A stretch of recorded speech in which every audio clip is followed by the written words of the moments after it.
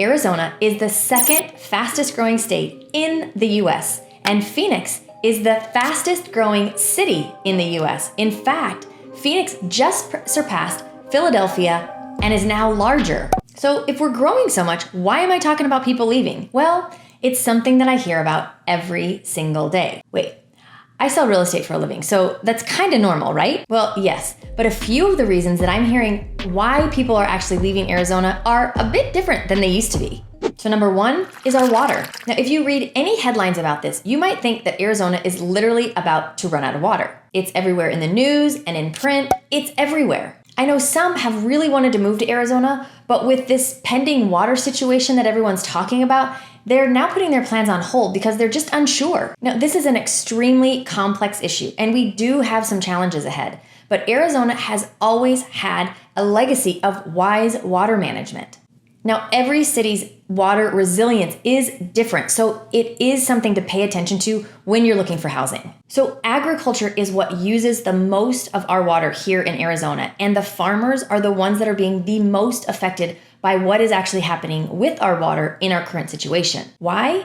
Well, farmers in central Arizona gave up their long-term contracts for Colorado River water decades ago in turn to get subsidized water, which is then the first thing that gets cut when we have a shortage. Now, I've gone to a few meetings with actual water attorneys because I really want to learn and understand more about the water situation here in Arizona, and I had two big takeaways from the most recent one that I went to. And the first one deals with residential housing. A lot of people want to say that residential housing is putting a really big drain on our overall water supply. But with all the new efficient dishwashers, washing machines, and toilets, not to mention natural desert landscape and people replacing grass with artificial turf, our per capita use has dropped 30% over the last 20 years.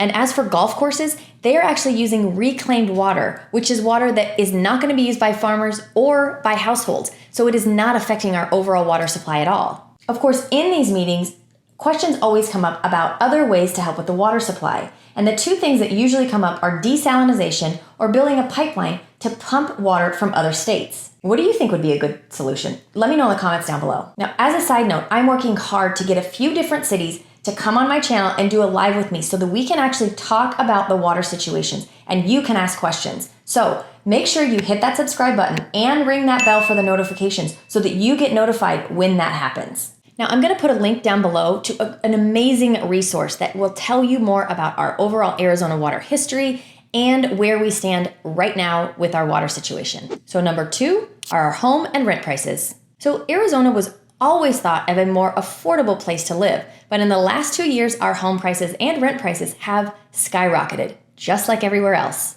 In Phoenix currently, our median home sales price is $449,000. At the same time last year, it was $405,000, and our current median rental price is $2,200 a month.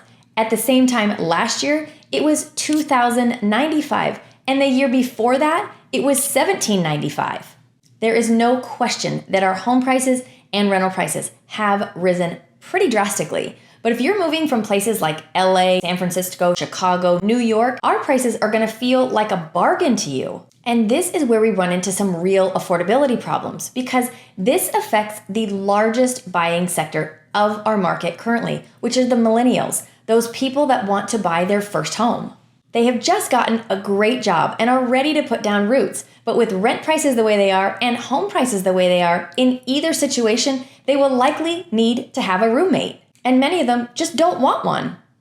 And if it's a great job that allows them to work remotely indefinitely, then some of those people are deciding to move away from Arizona into a more affordable environment. Now, we are beginning to see some home price appreciation come down just a little bit, but with interest rates rising, it's not helping out all that much. Now, interest rates will not stay high forever, so just make sure you're monitoring that. And if you really want to stay in Arizona, getting a roommate so that you can save money is not a bad idea. Number three is overpopulation. So I've already said that Phoenix is the fastest growing city in the US.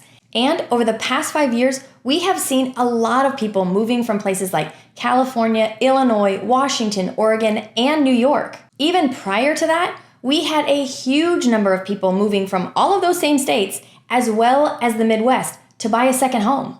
But as far as population was concerned, those people that were here for the second home, we just saw our population rise during our winter, and then it would fall back down during the summer. That has changed a bit. Now, I've had so many people come from the Chicago area, and when they come, sometimes they think, well, we don't really know anybody. And I always tell them, just wait. You're going to go to the grocery store and you're going to meet somebody that you know, and it's just going to snowball from there. And inevitably, I will check in with them in a few months and I'll ask them, how's it going? Have you met anybody? Have you run into anybody that you know? They will laugh and say, it is like everybody is from Chicago here. But for those people who have lived here their whole life, or maybe just a really long time, they really feel that it is changing Arizona as a whole with all of the more people moving here. It's just too much for them. They don't like the traffic, which for me, coming from Southern California, is just a crazy thing for me to always hear people talk about, because it is nothing like California traffic here. But for them, it's just too much. So overpopulation is making some find home elsewhere outside of Arizona. Number 4, quality of life. Now, for the most part, people moving to Arizona are coming because our quality of life. They like the idea of less hustle and bustle, a larger house, more land for their family to play and utilize, and possibly having a shorter commute to and from work or being able to work remotely. But for those leaving due to the quality of life, they are doing so because they feel that crime is up.